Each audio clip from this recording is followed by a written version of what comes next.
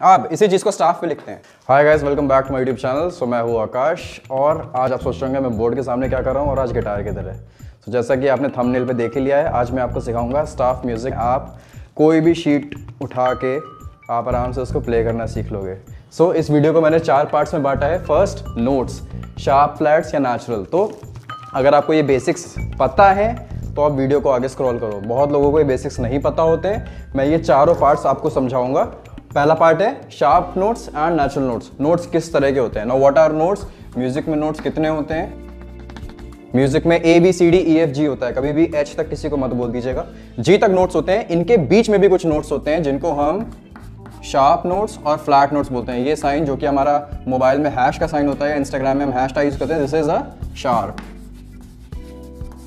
और ये small b is a flat. Now what is sharp and what is flat? I'll tell you. A और B के बीच में एक और नोट होता है जिसको हम बोलते हैं A sharp। इसको हम B flat भी बोलते हैं। तो जैसा कि मैं अपने स्टूडेंट्स को जब मैं फिजिकली पढ़ाता हूँ तो मैं ऐसे एक्सप्लेन करता हूँ कि जैसे एक बिल्डिंग है, उसमें ग्राउंड फ्लोर है, फर्स्ट फ्लोर है, सेकंड फ्लोर है।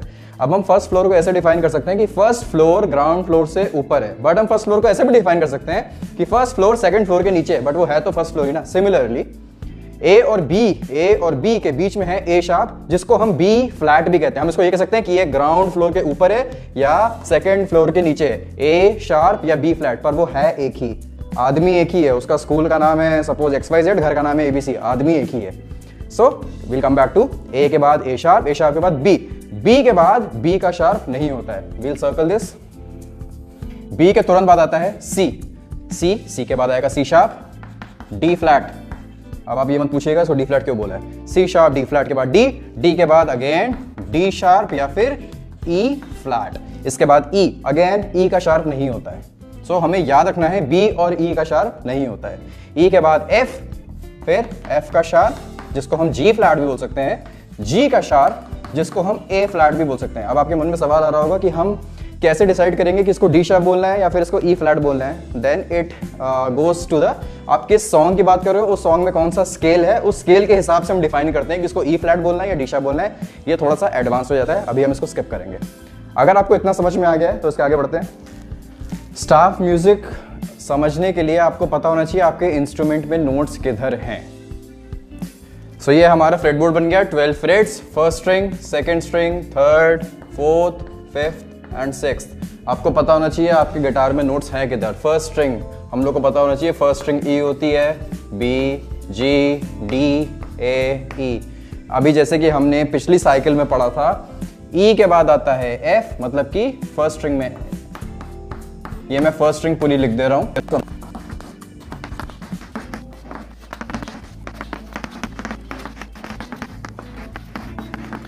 सो ये है आपका फ्रेटबोर्ड। पिछली जो साइकिल थी, वीडियो को पीछे करो अगर ये नहीं समझ में आ रहा है। हमारे गिटार में भी ओपन स्ट्रिंग जैसे E है, तो अगर हम उसको फर्स्ट फ्रेट पे पकड़ेंगे तो वो F बन जाता है। सेकंड फ्रेट पे पकड़ेंगे F sharp, G sharp, A sharp, B, C sharp, D sharp, E।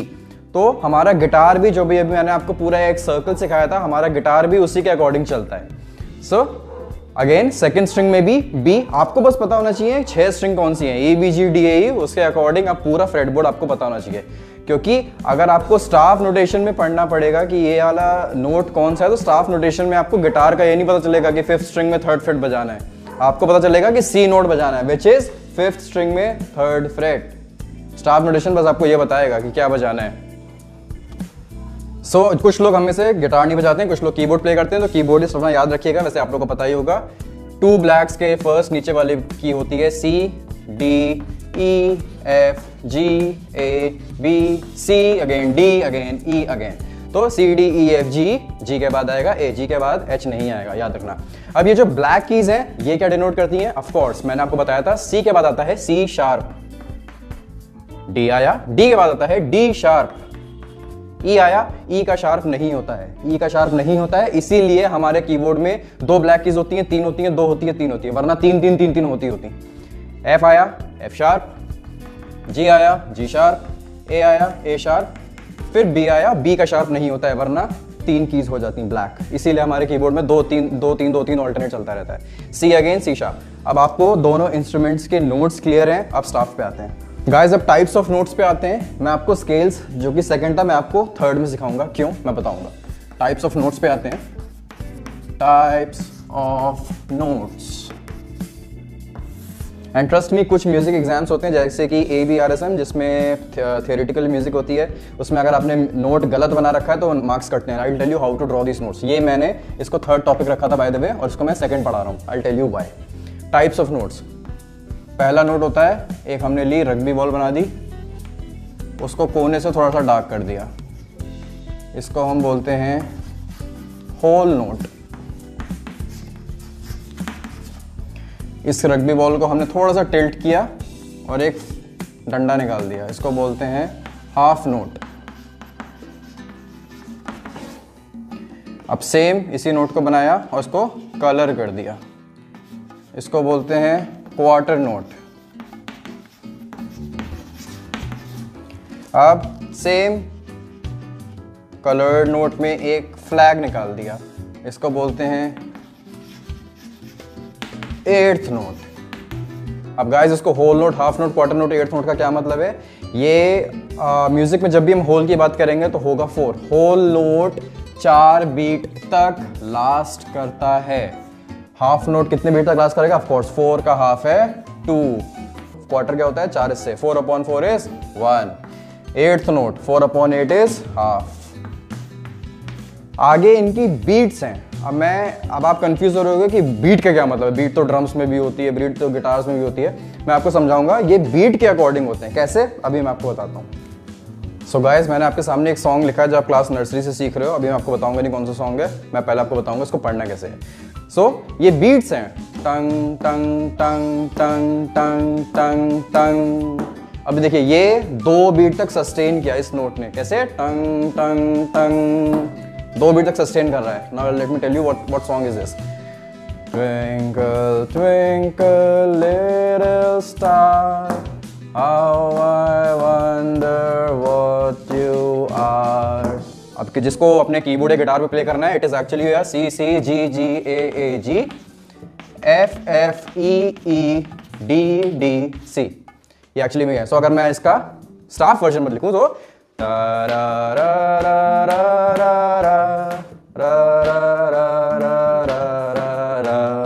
आखिरी नोट मैं 2 बीट तक सस्टेन कर रहा हूं। आखिरी नोट है वो सस्टेन कर रहा है अपने आप को 2 बीट्स तक। और मैं आपको अब बताऊंगा इसको स्टाफ पे कैसे लिखना है। स्टाफ में हमेशा 5 लाइन्स होंगी, 3 4 5।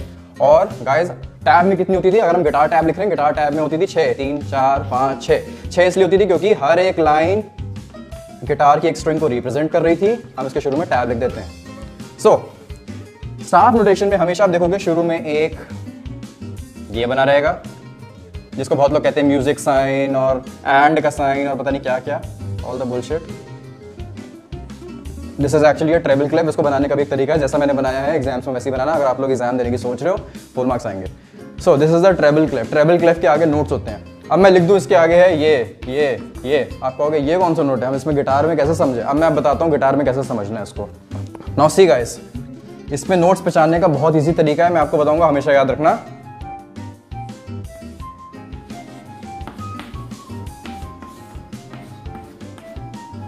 नोट्स 2 तरह के होते हैं। अगर 2 लाइनें हैं, इसके बीच में या तो एक नोट बन जाएगा या फिर इन 2 लाइनों के ऊपर भी नोट बन सकता है। सो 2 लाइन के बीच में 3 नोट बन सकते हैं। On the line, between the line, again on the line. Now when अगर आपके सामने कोई भी नोट ऑन द लाइन आया है, उसको पकड़ने की टेक्निक है every good boy does fine. मैं इसको लिख देता हूं। So every good boy does fine. और जब भी ऑन द लाइन है हमेशा यही कर लेना, every good boy does fine. Suppose note आपका 3rd लाइन में बना हुआ आपको मिल गया, ऐसा मिल गया कुछ, तो आप कहोगे ये ऑन द लाइन है, तो let me apply the formula जो आकाश ने बताया है, एवरी गुड बॉय। तो नोट कौन सा हुआ? बी। गिटार में लो बी बजा दो, ठीक है। अब आप सोच रहे हो कि नोट अगर लाइंस के बीच में हुआ तो कैसे पहचानेंगे? उसका भी बहुत इजी तरीका है। Let me tell you. FACE, face मतलब चेहरा। जब भी नोट आपको 2 लाइंस के बीच में मिल रहा है, FACE का फॉर्मूला लगाओ, नोट मिल जाएगा। सपोज आपको नोट ये मिला, ये रहा आपका नोट, ऐसे मिल गया। तो हमेशा देखो कि बेस नोट, ये जो ये है, ये किधर है? जो रग्बी बॉल मैं बता रहा था, टिल्टेड रग्बी बॉल, वो किधर है? वो है फर्स्ट स्पेस में, जो कि है FACE। हमेशा याद रखना, आकाश सर ने बताया था FACE, FACE। तो ये कौन सा नोट है? ये नोट है F। अब जो मैंने आपको ट्विंकल ट्विंकल सिखाया था वो मैं आपको टैब पे भी लिख के दिखाता हूँ और स्टाफ पे भी लिख के दिखाता हूँ। Let's go back to Twinkle Twinkle. C C G G A A G F F E E D D C। अब मैं इसको पहले गिटार पे लिख के दिखाता हूँ। अगर आप इसको गिटार पे बजाना चाहते हो तो कैसे बजाओगे?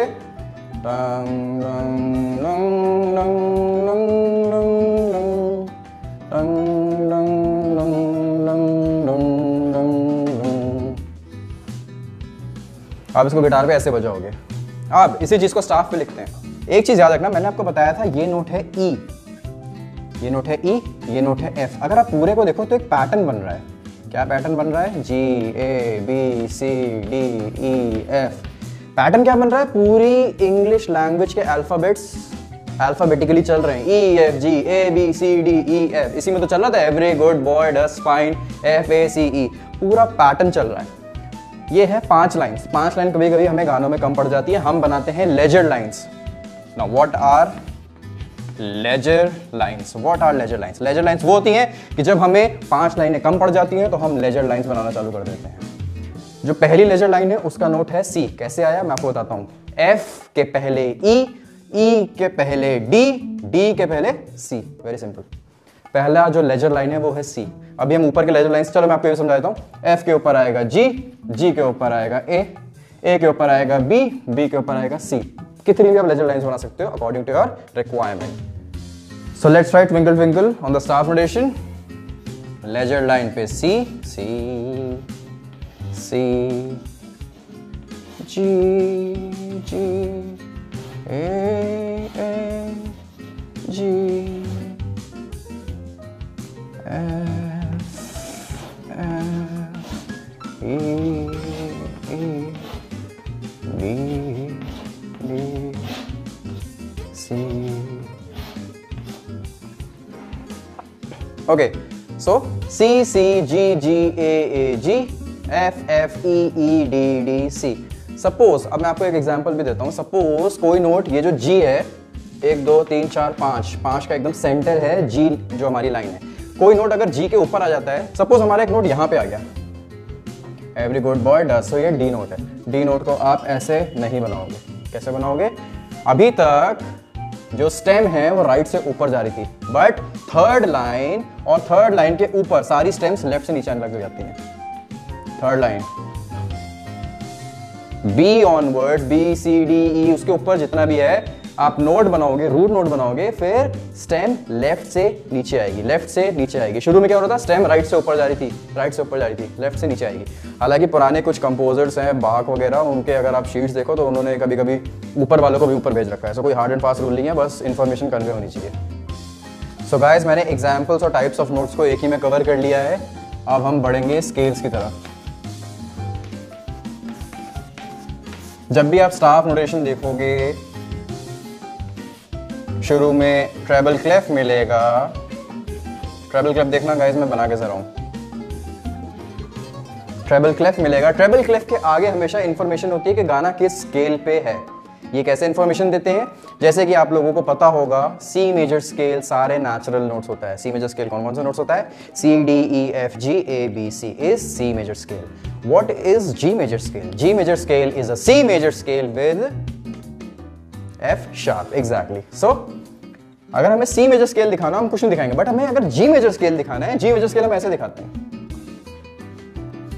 ये मैंने क्यों दिखाया? क्योंकि G मेजर स्केल में F शार्प आता है। Every good boy does fine, F sharp. मतलब इसके आगे अगर इस सॉन्ग में कोई भी नोट ऐसे आएगा, कोई भी नोट ऐसे आएगा, तो हम उसको F प्ले नहीं करेंगे, हम उसको F शार्प प्ले करेंगे। Getting my point? So guys, मैं आपको समझाने के लिए एक और एग्जांपल ले रहा हूँ। क्रिसमस आने वाला है, जिंगल बेल्स अपने गिटार पे सीख लो, जिंगल बेल्स। सो पहले मैं आपको इसके नोट्स बता दूंगा। E E E E E E E G C D E F F F F F E E E E D D E D G।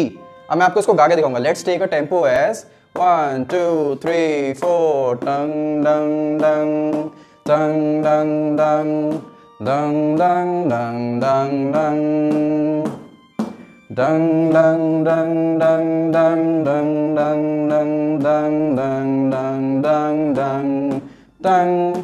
मैं आपको याद दिला देता हूँ टाइप्स ऑफ नोट्स। मैं सबको एक एक बीट्स दे रहा था, इन सबको एक एक beats. Now see 1 2, so let's say 1 2 3 4 1 2 3 4 1 2 3 4 1 2 3 4। यहाँ सस्टेन होता है टंग डंग डंग, 2 बीट सस्टेन हो रही है टंग डंग डंग टंग डंग डंग टंग डंग डंग डंग 1 2 3 4। यहाँ 4 बीट तक सस्टेन आता है। Next line dang dang dang dang dang dang dang dang dang dang dang dang 1 2 3 4। तो सस्टेन हो रहा है। ये बहुत परफेक्ट एग्जांपल है, इसमें हमने सारे चारों टाइप्स ऑफ नोट्स को कवर कर लिया है। अब इससे एडवांस अगर हम जाते हैं तो रेस्ट भी आ जाते हैं। सो music is made up of notes and rest. तो हमारे इसमें रेस्ट भी होते हैं। सपोज ये जो हमारा होल नोट था उसके इक्विवेलेंट, सपोज ये 4 बीट्स का, सपोज क्या ये 4 बीट्स का ये whole note, half, quarter and 8th note, इनके करस्पॉन्डिंग रेस्ट भी होते हैं।